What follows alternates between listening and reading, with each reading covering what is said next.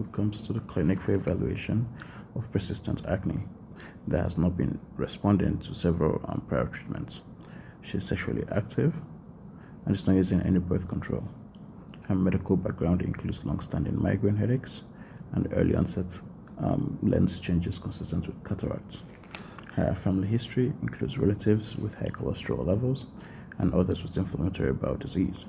She asks whether she can begin acetylcholine because she has seen good results among her peers. Which part of her history represents a clear contraindication to starting acetylcholine?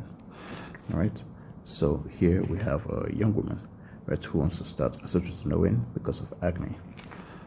You have to, take some things into consideration, right? Now, by the way, the answer is C, right? So sexual activity without contraception.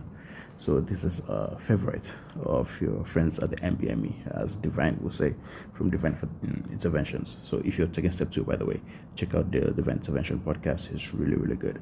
All right. So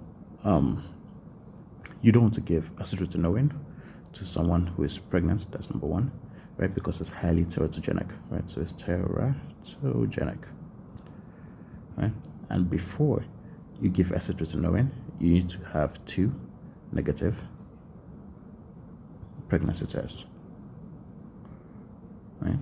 And you need to make sure that they are on 2 different kinds of birth control. So 2 kinds of birth control. Okay. Now, if you look at the other options, relative with hypercholesterolemia, right? So now it's true that acetylcholine can increase cholesterol, right? But a history or a family history of high cholesterol isn't really a contraindication. Right, long-standing migraines. So this really doesn't have anything to do with acetylcholine. So they might be trying to trick you on this one by making you think it is idiopathic, intracranial hypertension. Right. So if someone has that, then it can be a contraindication for the use of acetylcholine.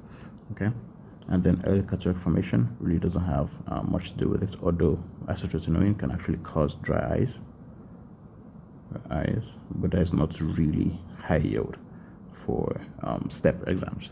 Okay, so just remember, if someone comes in saying that they want to use acetylcholine for acne or for any reason, but mostly acne, you're going to make sure that they are not pregnant with 2 negative pregnancy tests, and you're going to make sure that they are on 2 different forms of birth control, because acetylcholine is super teratogenic. Okay.